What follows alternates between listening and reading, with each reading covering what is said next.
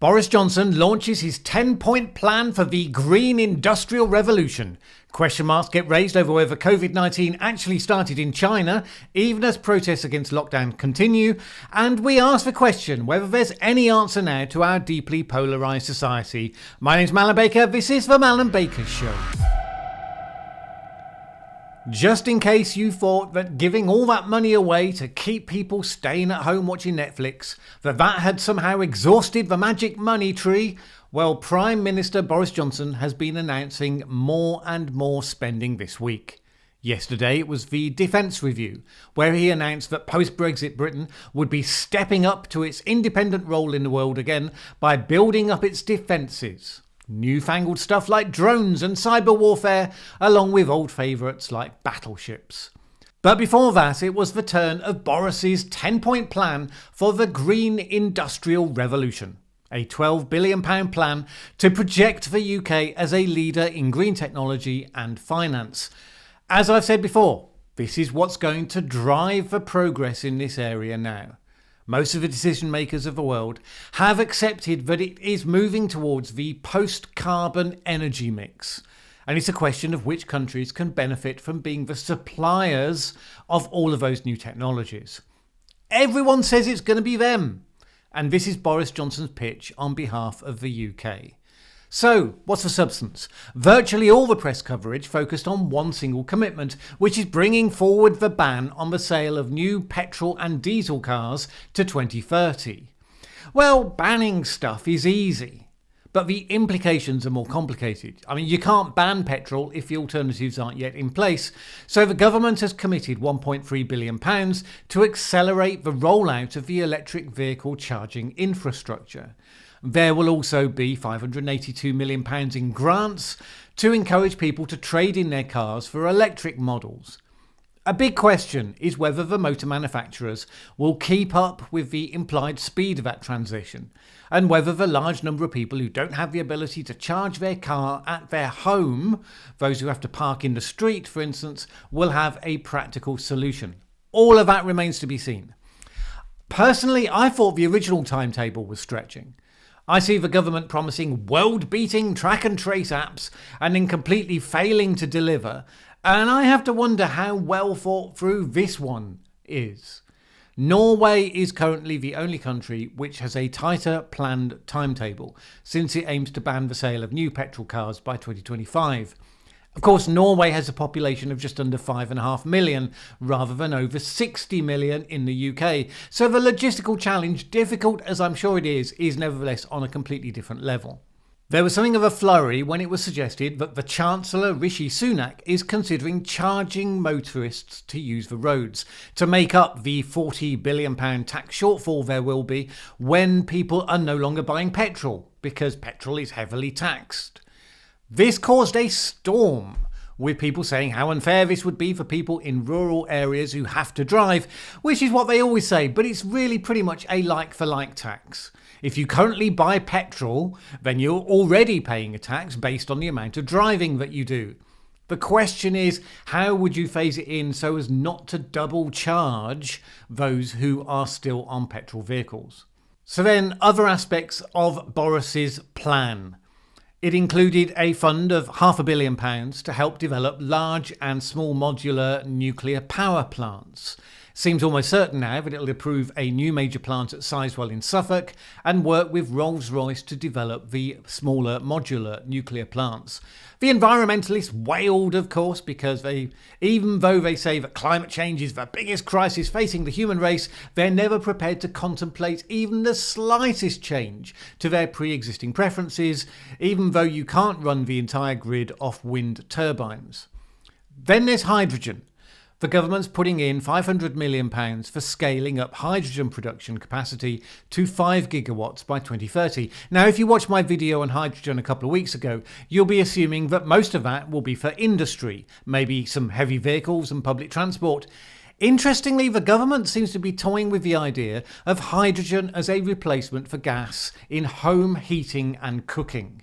The government wants to run trials with a hydrogen village by 2025 and a hydrogen town by 2030, which is interesting. I think they're attracted to that on the basis it would enable existing gas-fed towns to switch using the existing energy supply infrastructure.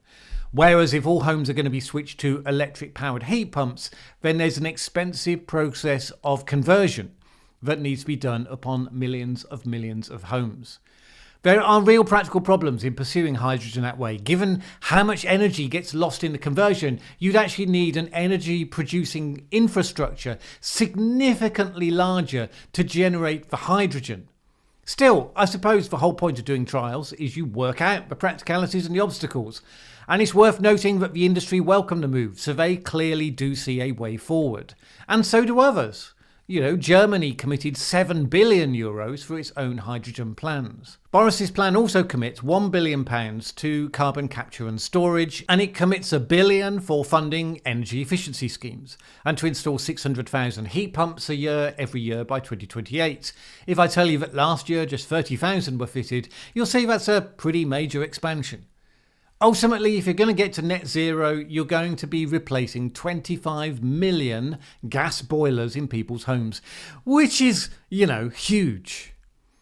Offshore wind is to be quadrupled by 2030, providing 40 gigawatts, enough to power every UK home, so long as the wind's blowing. The trick is managing the introduction of all that variable power into the grid, which is kind of a boring bit nobody ever talks about. But if we get California-style blackouts at any point, it'll be because they didn't manage that part properly. Since the plan was launched, various people said they don't think £12 billion is a large enough sum of money, particularly since only £4 billion of that was new money. People really do believe that magic money tree just goes on and on. But the point is that when it comes to this area, the development of green technologies, is that it isn't just about what the government itself spends. The government's strategic investments here are supposed to encourage the private sector to invest big, because once the momentum picks up, they will be the primary beneficiaries after all. That's the market in action. How much does the country care about this stuff? In the middle of economic calamity, lockdown and pandemics? Well, more than you might think, apparently. 88% of people who were in the so-called red wall of traditionally Labour voting areas but instead voted for Brexit Boris were concerned about the environment, and 60% wanted the party they voted for in the last election to do more on the topic. 70% have taken the message that cutting carbon is an opportunity to create jobs, and 82% particularly see jobs ahead in renewable energy, battery manufacture and electric cars. Boris Johnson was clear when he launched the plan to stress that investing in these technologies was about job creation, and the government was specifically targeting those new jobs at those red wall areas that most need the economic boost. Will it be enough? Well, it partly depends just how bad people's lives get over the coming few months as we trash the economy in the name of COVID-19. Now, in just a moment, we'll do a roundup of the week's other interesting news. But first, here's a question for you. Why do climate scientists lose debates? Sometimes people say we need more debates on the science of climate change so people can make up their minds. But these sorts of debates are not where science gets settled. They're entertainment. The true believers on each side of a debate are not remotely going to change their mind, and all they want is for their man to put in a barnstorming performance and destroy the competition. And usually that's what they'll see, because that's what they want to see. So anyway, who cares? Well, it's not just about the committed. You might well care, you should care, about how such things play out with a neutral audience. It's always interesting to see how many votes go each way before the debate and then how they go again afterwards. Does that tell you which argument's factually correct? No. It tells you which of the performers of the debate was the most persuasive to the non-committed. Now, climate scientists these days avoid debating people on the other side. You might wonder why. Well, there's this debate from 2010 that might give a clue, and it was climate scientists versus some well-known skeptics, and the climate scientists lost the debate, unambiguously lost it. Having watched it, I have thoughts about why they lost, about why they would probably lose again in the future. I think you'll find it really interesting. If you agree that might be the sort of thing you would find interesting, then join me for that video being launched on this channel at 7 PM UK time, Monday next week, the 23rd of November. Why climate scientists lose debates. Next week. See you then. A new study suggests that COVID-19 was circulating in Italy as early as last September. Milan's National Cancer Institute took nearly 1,000 blood samples from smokers across Italy for a cancer screening programme. Testing the samples for COVID antibodies came up positive, with 23 out of 162 samples that were taken September last year. To check for test reliability, tests were also carried out on earlier blood samples, none of which showed evidence of antibodies.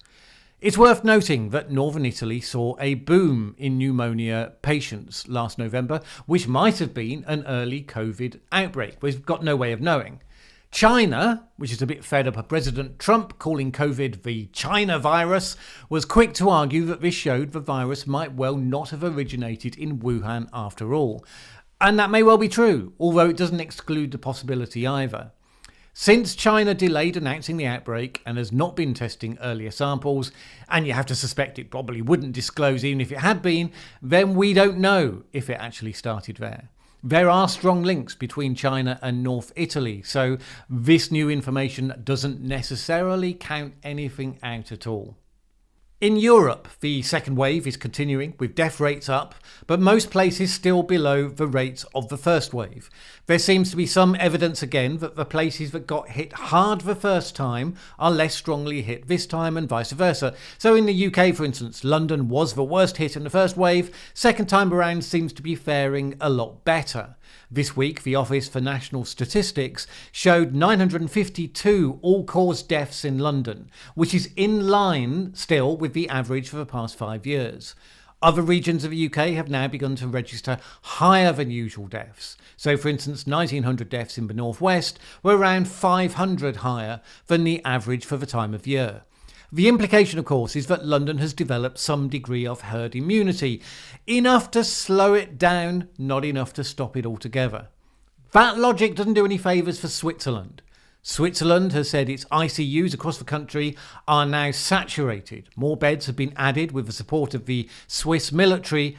Switzerland was relatively lightly touched by COVID-19 in the first European wave, hence it having built up little defence against it in the form of antibodies. Elsewhere, lockdown protests have been continuing, from the relatively gentle, with 12-year-old schoolgirls in Italy setting up their desk outside empty schools to protest at those schools being closed, all the way through to the riotous, with German police using water cannon to break up rallies of 14,000 protesters in Berlin. One member of the Bundestag said that the government's pandemic bill was the doorway to a health dictatorship. Other forms of dictatorship are less in vogue in Europe. Indeed, Europe is probably facing its next big crisis post-Brexit, or nearly post-Brexit anyway. Hungary and Poland, two of the Eastern European states that have anti-woke strongmen leaderships, have created a major schism in the bloc by vetoing its €1.1 trillion budget and a pandemic recovery fund over a clause that makes access to the funding conditional on respecting the rule of law. Poland and Hungary think the rule of law clause is ideological, intended to be able to blackmail countries that oppose migration and which have, shall we say, non-approved policies on LGBT rights and abortion. Poland is due to receive €130 billion from the budget, Hungary €41 billion, so they can see some massive leverage bearing down on them to comply with the EU's demands. Germany, the Netherlands, France and the EU Parliament have said that they won't consider passing the budget without that rule of law clause. It was only in the last video I was mentioning the difficulties in Europe with the tension between governance at the EU level and the nation states beneath it. It's the major conflict at the heart of Europe. It caused Brexit, but was not solved by Brexit. Now there are mutterings about radical moves such as restarting the bloc without Hungary and Poland, which feeds into fears from all of the Eastern European countries which benefit significantly from membership, that this could be a point where the wealthier Western members actually decide to force them out and go it alone. Almost certainly not what they want to do, but between Macron's battles against the rise of political Islam and now this, the realities of how politically integrated the bloc can even become if it's made up of constituent parts that are a long way from sharing common values, that's not going to go away. Meanwhile, in the US, life continues as per the new normal, which is to say, not even remotely normal. Donald Trump's lawyer, Sidney Powell, and Rudy Giuliani held a press conference alleging the biggest, most significant election fraud in the history of the United States. According to Powell, rigged software stole about 7 million votes in the election. Now, if true, that would be a nation-defining moment. Calling it the biggest election fraud would not, for once, be hyperbole. However, for now, the claims remain without evidence. And even Tucker Carlson called the campaign out on his Fox News show, inviting to turn over the whole hour of the show to Powell for her to present her evidence in as much detail as it took. But apparently Powell got angry and told the show to stop asking her. According to Carlson, his contacts in the Trump campaign said that Powell had never given them any evidence of the claims either. And it seems as though the whole show is just slipping further into the realms of the surreal. And even the loyalists now are getting impatient with it. In the meantime, the Democrats have had a Dominic Cummings Barnard Castle moment, when California's Governor Gavin Newsom was caught out attending the top restaurant, the French Laundry, in a large group, not wearing masks, not outside, all clearly in contravention with the extremely strict COVID rules that Newsom himself implemented in the state. And I compare it to Dominic Cummings, but that's actually deeply unfair to Dominic Cummings, because whatever people thought of what he did, it wasn't frivolous. It was about finding a place to be based where the family could support his son, his child, while he and his wife were sick with COVID-19. If there was one frivolous element, it was because he and his wife drove to Barnard Castle on her birthday and sat on a bench for a few minutes.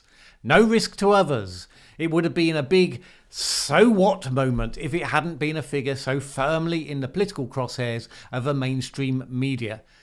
But that's not the case with Gavin Newsom. Newsom broke his own rules so that he could have a nice night out at a $400 per head fine dining restaurant with an assembled group that included members of the California Medical Association and various lobbyists. Clearly in a way that he himself would have argued puts people at risk in order to celebrate a lobbyist's birthday. And that, citizens of America, is your political class. Congratulations. Finally, regular viewers will remember that I looked into some of the background behind the explosion in Beirut several months ago. We now have an interesting piece of modelling work that's been done to map out what materials were placed where in that warehouse and therefore exactly what happened. The researchers took all the different video footage, synchronised it, spatially mapped it out and studied the exact sequence of what coloured smoke came out from where and pieced it all together. It is a fascinating piece of analysis. I've included a link to that in the description below if you want to take a look for yourself. Now, in a moment, we'll reply to a couple of comments and share the final thought for the week. But first, how do you know when a book is hitting one of the modern world's most contentious spots? When it has 114 Google reviews and almost all of them are 5 stars or 1 star. The book is Irreversible Damage, The Transgender Craze Seducing Our Daughters by Abigail Shrier. It talks about the growth of transgenderism amongst young girls. And it's a thing. Between 2016 and 2017, the number of females seeking gender surgery quadrupled in the United States. Shrier asked whether this is evidence of some medical phenomenon previously unseen in human medical history, or whether it might instead be something as simple and straightforward as a social craze, which, if it were, probably shouldn't rapidly lead to life-changing surgical procedures. It turns out that simply discussing this possibility is hugely controversial. Massively, breathtakingly controversial. A publishing house that had agreed to publish the book had a staff revolt and pulled out. Amazon has the book for sale but refuses to take adverts promoting the book. Journalists interested in reviewing the book found that journals and websites turned them down flat. When she was interviewed by Joe Rogan, it prompted another fit of protest amongst the staff of Spotify, who wanted the episode to be censored from their platform. Science writer Sean Scott was kicked off the National Association of Science Writers discussion forum for simply saying that he hoped the book might be interesting and shed light on an important topic. A GoFundMe campaign to support Shrier was shut down by GoFundMe, as was a second attempt by somebody else. Target pulled the book before reinstalling it after a backlash. One professor encouraged people to burn the book. And an ACLU lawyer said that he would 100% die on the hill of stopping the book being circulated. So when I say it's controversial, we can take that as reasonably solid evidence to support that contention. Still, just because you're controversial doesn't mean you're right. Also doesn't mean you're wrong. It does mean that you're looking at something important that people clearly have strong feelings about. And obviously, that's like catnip to this channel. So next week, I'll be reviewing that book and the issues that it covers, seeing whether there have been any telling critiques of its arguments, and giving you my take once I've done all of that. The idea that there are public policy issues affecting the lives of children that you're just not allowed to even talk about? Plain wrong. If you think so too, then join me for that video being launched on this channel 7 PM UK time on Wednesday the 25th of November.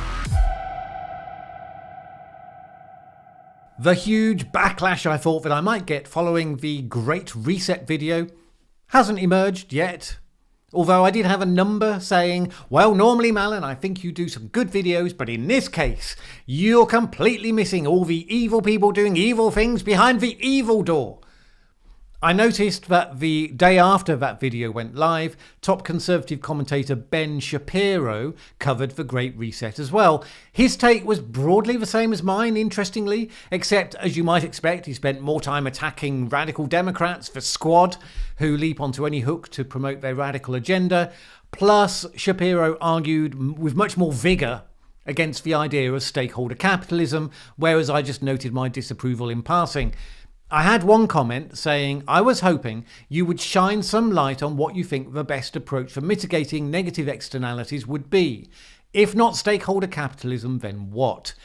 That's kind of a whole video in itself, albeit one that probably wouldn't get as many views. But the short answer is this. Remove the legal fiction that a chief executive of a business has a sole legal duty to maximise stakeholder return. It creates perverse incentives to focus on the short term in a way that's neither good for society, nor indeed, in most cases, for the business. Now, there's lots of detail and ifs and buts in there. Maybe I'll make that video at some point. Then I had another question. Could you share with us a site or a book with relatively easy to follow evidence of man-made climate change? Something that has plenty of evidence so that I can show people who are sceptical. I need something that is easier to understand than what's out there. Well, it depends. First, these sceptical people you mentioned, are they actually curious or are they resistant? Are you discussing with them or are you debating? Generally, the latter, people who are bunkered in against climate change arguments, are not that way because they haven't yet been exposed to a good enough fact. Often it's because their peer group are traditionally sceptical, or because they look at some of the political excesses of the worst solutions put forward by the other side, and they don't distinguish between the policies and the science. In other words, it's about identity, not about facts and argument. I would start by seeking to genuinely understand why they hold the view that they do, and in so doing explain why you hold the view that you do. It's a discussion that happens then with mutual respect, seeking understanding of each other. Now look, there are sites and resources out there for people that want to persuade others. The one that was designed specifically to answer questions like yours is probably the Cranky Uncle book and website by John Cook. If you find something on there that works for you, let me know. I'm sceptical generally that that approach works, regardless of how the arguments are framed. But, might well be a conversation starter if nothing else. I came to a realisation because of the latest series of The Crown. It's been my habit never to watch fictionalised tellings of recent events. Why? Because the power of TV or film is huge. And it seems to me it must be pretty much impossible to prevent the made-up version from influencing your perception of reality. And the writer of The Crown admits he simply invented some pretty important details purely for dramatic effect, to the detriment of some of the still living individuals involved. And I don't want my perception of reality and of those individuals to be warped, so I avoid such things. But, and here's the heart of a dilemma, by doing so I deliberately remove myself from understanding a powerful influence on the thinking of wider society, because many people are watching those stories and are being influenced by them. At some point the stories and the belief in them become as important as the reality. By not watching them you lose touch with the mindset of the people around you. Now this isn't new. Marie Antoinette was demonised by the similar spread of stories about her that was cynical, usually pornographic and entirely untrue, except that they expressed an important sense of how the relationship between the subject and the monarch in France was shifting. And it was that, not so much the individual stories, that took her ultimately to the guillotine. Now look at divided America. Yes, partisan media channels mean that Americans are getting their understanding of the world, their stories, from different information streams. But it goes deeper than that.